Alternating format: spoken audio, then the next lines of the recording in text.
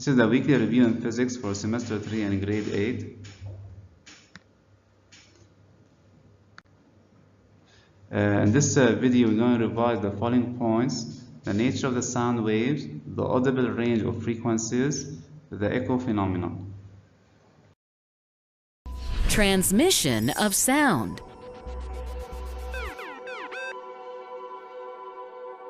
Every sound is produced by a vibration. Vibration is the back and forth movement of an object. As you speak, vibrations are produced by the vocal cords in the throat. You can hear only when the sound energy reaches your ears. But how does sound energy travel? Wonder how that works? Come, let's go across to Dr. Zook.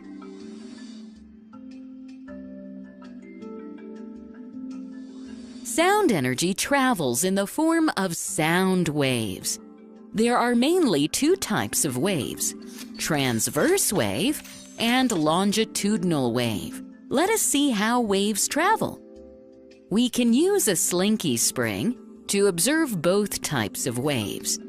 Emily is holding one side of the slinky, while Dr. Zook is holding the other end. With a quick upward flick of the wrist, Dr. Zook has sent energy traveling through the slinky. Notice how the slinky moves? This is a transverse wave.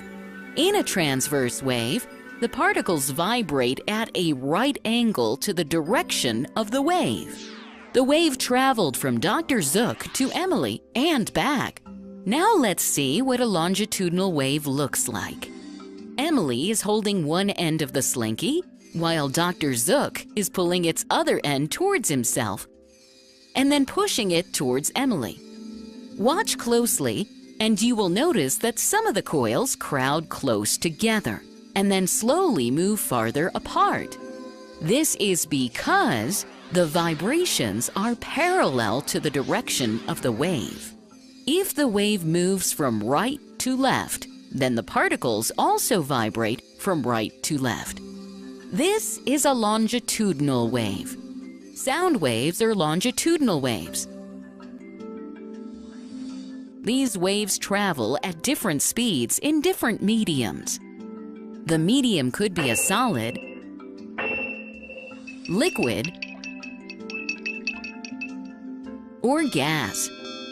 Now let's see how this works. In a solid, the particles are very close together. Sound energy moves as one particle hits the other particle. With the particles being so close together, sound travels quickest through a solid.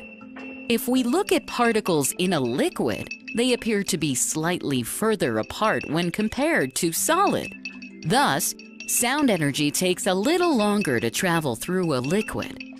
Look at the particles of gas. They are spread out, and hence, sound waves travel most slowly through them. Now we know how sound travels in different media. The vibration of particles produces waves. Wavelength is the distance between two consecutive compressions or rarefactions. The number of waves passing through a point in a second is called frequency, and it is measured in Hertz.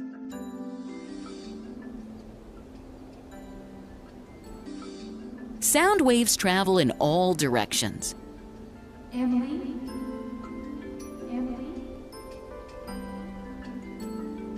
Sound gets reflected. That is, it bounces back on hitting a solid surface. Bouncing back of sound is called echo. Bouncing back of sound is purposefully used in detecting depth of seabeds. That's amazing, isn't it?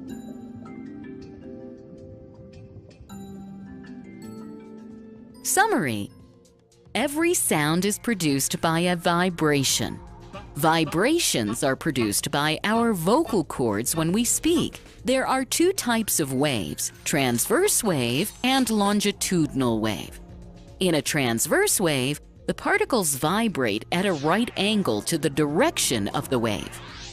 In a longitudinal wave, vibrations are parallel to the direction of the wave. Sound waves are longitudinal waves.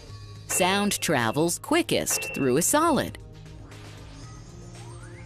Wavelength is the distance between two consecutive compressions or rarefactions.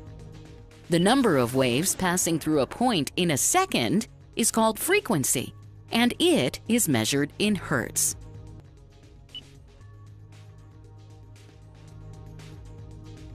Bouncing back of sound is called echo. So the sound is a mechanical wave that is due to vibratory motion. So any object that vibrates will cause sound waves. The sound needs medium to propagate through it. Therefore, sound cannot propagate in a vacuum. Like we did an experiment and we took out all the air from inside the jar, the sound cannot propagate in vacuum.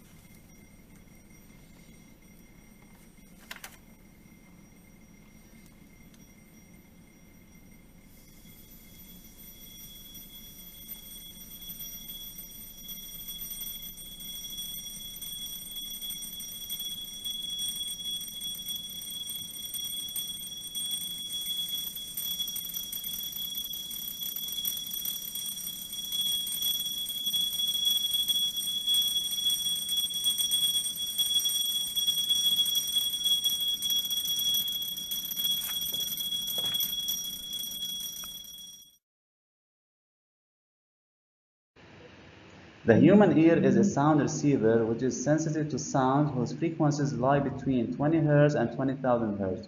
This range is called the audible range. Now, if the frequency is below 20 Hz, we say it's an infrasound, we cannot hear it. If it's more than 20,000 Hz, we say it's an ultrasound, we cannot hear it too. Sound waves below 20, infrasounds, above 20 Hz are called ultrasounds. Echo phenomenon. When a sound bounces back in a different direction as it meets a rigid obstacle, a solid obstacle, we see the sound is reflected on the obstacle or bounces back. This phenomenon, the phenomenon caused by the reflection of sound, is called echo. Okay? Like in the figure, if the boy is emitting sound waves, the sound waves will travel in a straight line. They hit the wall, which is a rigid obstacle, then it bounces back. The dotted lines are the reflected sound waves. They go back to the person emitting the sound. The bat uses that technique of ultrasound. It can emit ultrasound waves. The ultrasound wave will hit an object in front of it, like let's say a butterfly, which is the prey of the bat. Then the sound waves will be reflected back, received by the ears of the bat, which will help him detect the distance or where the butterfly is exactly found. Exercise. In order to measure a given sea depth, a sonar of a ship emits a wave signal of frequency 40 kHz vertically downwards toward the sea bottom. This signal is received back after a delay of 0.04 seconds, given the speed of sound in water is 1,400 meters per second. Part A. On what physical phenomenon, Muhammad, the function of sonar depends on? Echo, yes. This is the only phenomenon we studied in this chapter, the phenomenon of echo. Hassan, Is the signal emitted by the sonar audible by the human ear? Justify your answer. No, since its frequency is above 20,000 Hertz. So what is the value of the frequency? How much is the given frequency? 40 Hertz. 40 kilohertz. 40 kilo. We should change it to what? Hertz. How we change it to hertz? Times 1,000. Yes.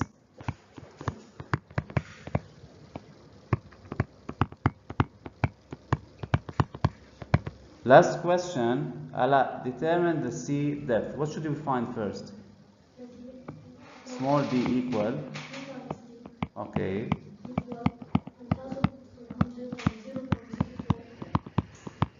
Equals. Okay. Depth equal to what? Equals. Okay, thank you.